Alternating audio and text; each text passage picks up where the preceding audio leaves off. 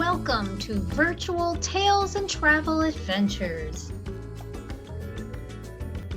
Let's visit Lisbon, Portugal. Hola, bom dia. My name is Amy Perry, and I am the Community Engagement Librarian at the Middleton Public Library. I am happy you are joining me on this virtual Tales and Travel adventure. The Tales and Travel program was developed in 2008 by Mary Beth Reidner, a retired librarian. There are two ways to use this program.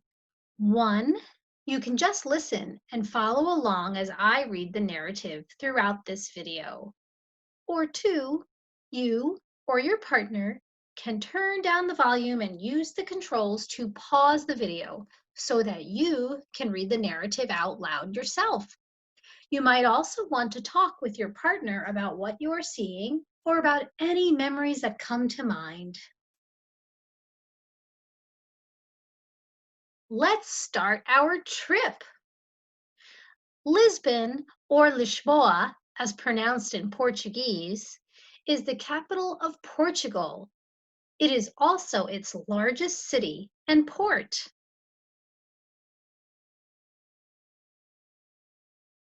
When you first arrive in Lisbon, you will be greeted by the 1.5-mile long 25th of April Suspension Bridge, which was inaugurated in 1966 and was first known as Salazar Bridge. This bridge was constructed by the American Bridge Company, which also built San Francisco's Bay Bridge. This bridge's distinct red color resembles which other bridge in Northern California? The Golden Gate Bridge. This riverfront city encompasses many different districts or neighborhoods, which all have slightly different qualities from the other. Tourists often visit the Bairro Alto, the Baija, Chiado, and two of my personal favorites, Alfama and Belém. History abounds in the compact little Alfama, the oldest district in Lisbon. The name Alfama derives from the Arabic Alhama, or hot springs, thanks to the Moors who built this corridor of twisting, narrow alleys and stairways. Exploring Alfama is fun. As you wander down the streets and up or down the stairways, you'll find colorful graffiti, poetry, signs, and placards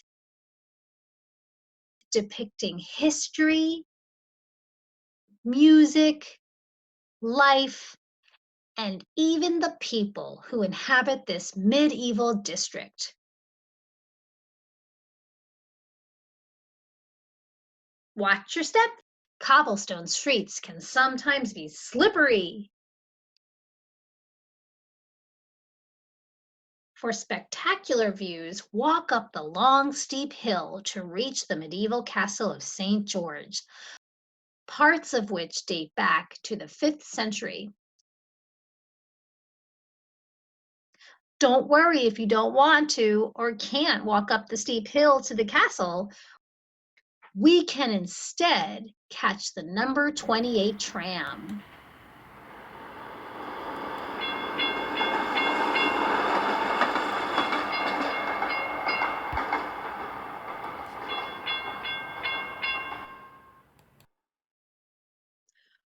West of the Alfama district is Belém, which is where you will find some of Lisbon's major historical monuments, such as the Hieronymus Monastery. Construction of the monastery began in 1501, but it took a century to complete, and as a result, architectural and decorative elements span Gothic, Renaissance, and neoclassical forms.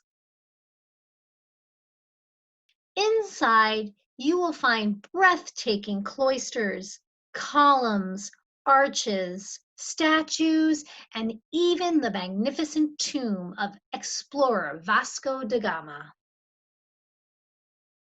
Another popular monument is the Tower of Belém, which dates back to 1515 and displays the architecture of Portugal's era of exploration. The 15th and 16th centuries were Portugal's golden age of exploration and discovery. During this time, Lisbon became the commercial center for the Portuguese Empire. Want to learn how royalty used to travel? Then we should visit the National Coach Museum. This museum houses an exceptional and extensive collection of carriages belonging to the Portuguese royal family and nobility dating back to the 15th century. How comfortable do you think it was to ride in one of these coaches?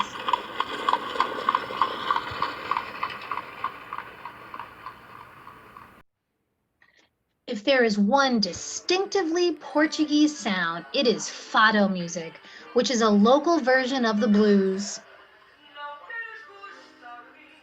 Fado originated in the 19th century in the dives of Alfama and usually encompasses a singer along with two acoustic guitarists.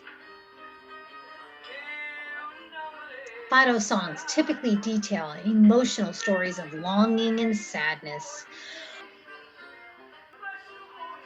One of the earliest manifestations of fado was in a song depicting the forbidden love story between a gypsy woman by the name of Maria Severe and Count de Vimioso, a man of nobility.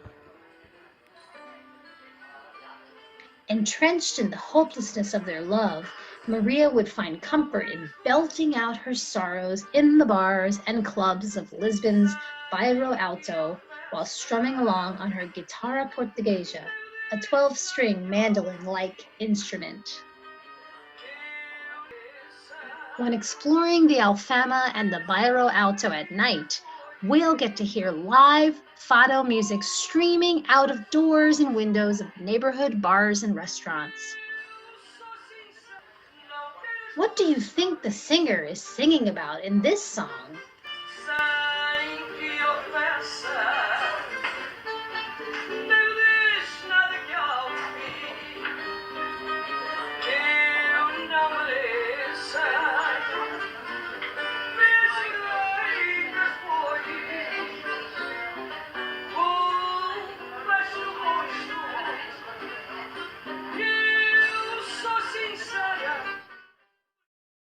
Because of the country's extensive coastline, fresh fish can be found on just about every menu.